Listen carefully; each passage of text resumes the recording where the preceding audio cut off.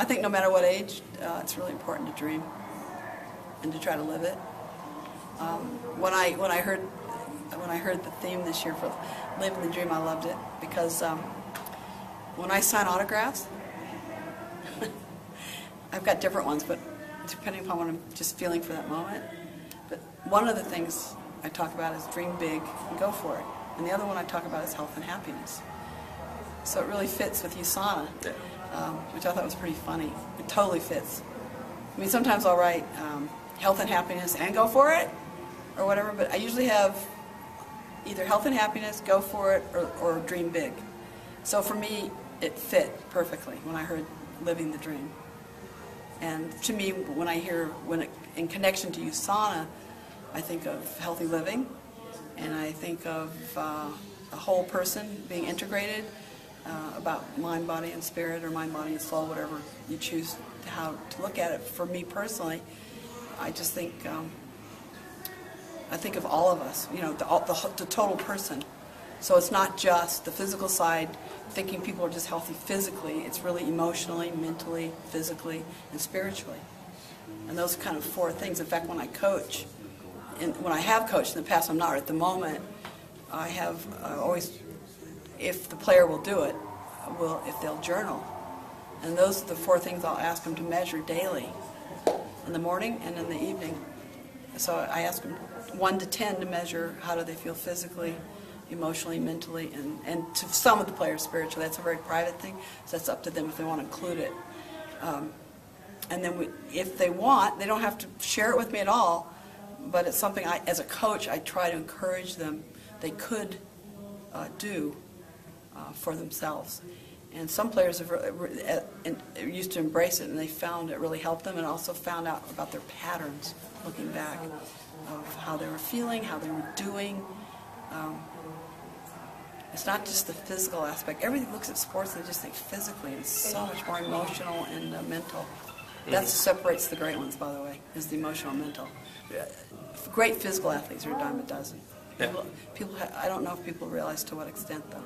With the WTA, we kind of focus on nutrition. How important has nutrition been for you throughout your whole life? I mean, Well, you have to understand, I'm older, I'm 67, so I come from a time when we didn't probably understand nutrition as well. And there's always these different fads. I mean, in the 60s, or in the late 50s and the 60s, when I was younger, they always thought we should have, you know, like eggs and steak for breakfast, eggs, you know, steak for dinner, you know, it's protein. Of course, we're probably getting ketosis or something, I don't know. But anyway, we didn't really understand nutrition that well. But I started to study it, and I started to, actually in the early 70s. For a while, I was on Pritikin, because I thought it was fascinating. And I actually kept my calories, kept the fat, all the things. And I tried to get the media interested in it, and they were not interested. They just thought, you could see that look, I'm going, oh, this is not interesting to them. I think it's really interesting. And I felt pretty good on it. It was harder. But as we know now, nutrition is absolutely vital to well-being. We just kid ourselves when we don't do it, which I am one of the best at not doing it sometimes, and other times I do. I mean, I know how important it is. I know that exercise is important. I know as I get older, weightlifting, you know, weight bearing is very important. That's why it's great for runners, at least from their lower body, but then for their upper body, particularly women, sometimes they'll ignore it, and they need to make sure they're weight bearing for their upper body. I think swimming is good, so you're not pounding all the time, you know, all those things. I don't like swimming, so I'm not going to swim. Yeah. And one thing I've learned is you try to get somebody to do whatever they can do, whatever works for them. If they can do the stationary bike for, you know, 25, 30 minutes, great. Whatever you can do, if you can walk, if that gives you pleasure. I try to figure out what can they do to get through the process. Because once they're finished, I always go, oh man, I'm so glad I did it, but oh, I hated it. So what I do is I promise myself just to do 5 minutes. Like let's say I'm going to do the bike and then do some weights or whatever is going to work for me. Because I just had a double knee replacement over a year ago. So for a while I couldn't do anything. I couldn't even lift weights. I couldn't even do the bike, which is non-weight bearing. And I just say, all right, get on the bike for 5 minutes. And I talk to myself, I go, okay, Billy, if you can do it for 5 minutes and you don't want to do it anymore, you can get off.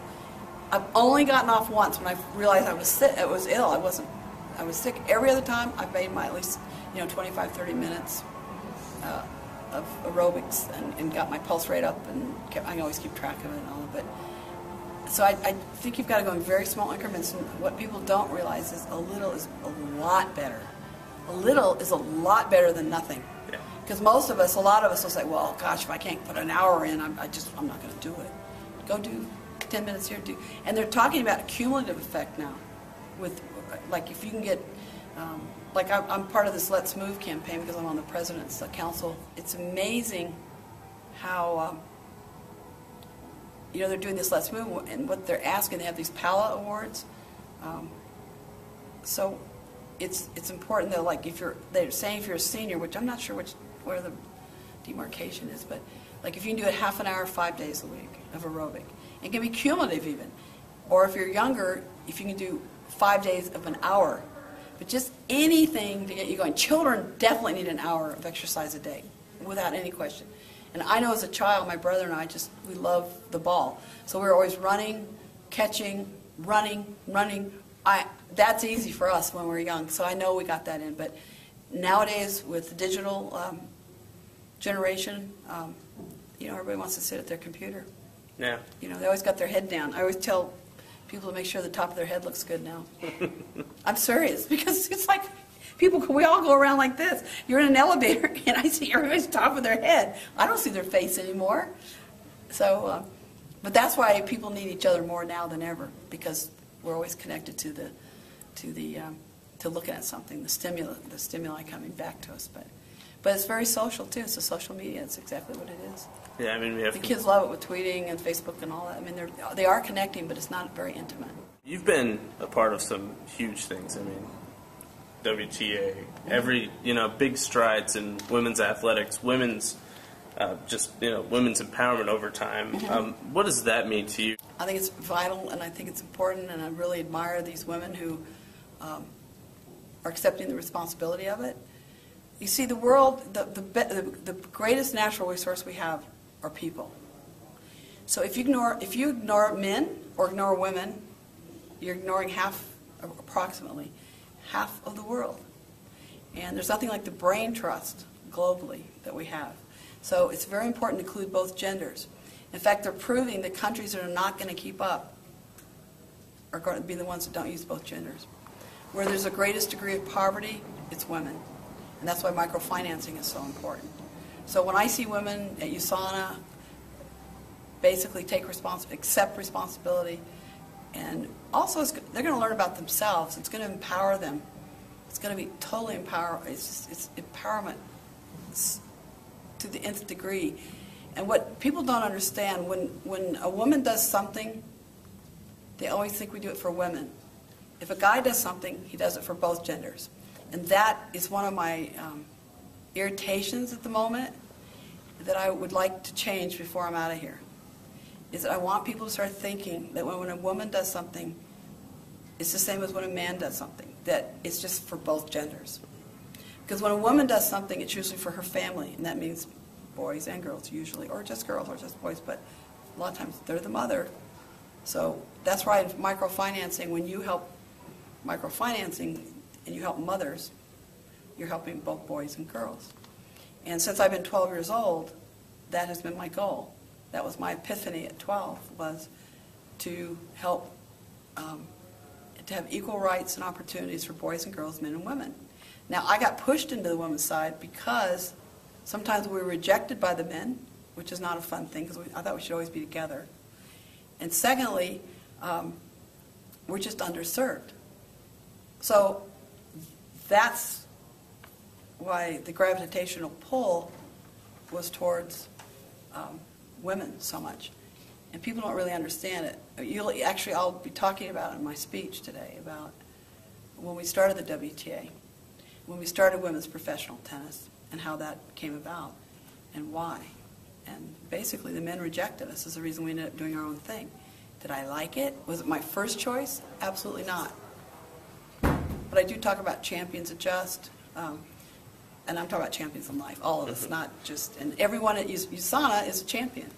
They are championing for themselves, for their children, for their families, for their loved ones, for this world. They are making a difference. They're an influencer. They don't realize it. But every time their actions are good, every time they try to do the right thing, every time they care about healthy living through USANA, and also becoming an entrepreneur, all those things, they are a huge influence. They don't realize it sometimes. But by their actions, people will notice.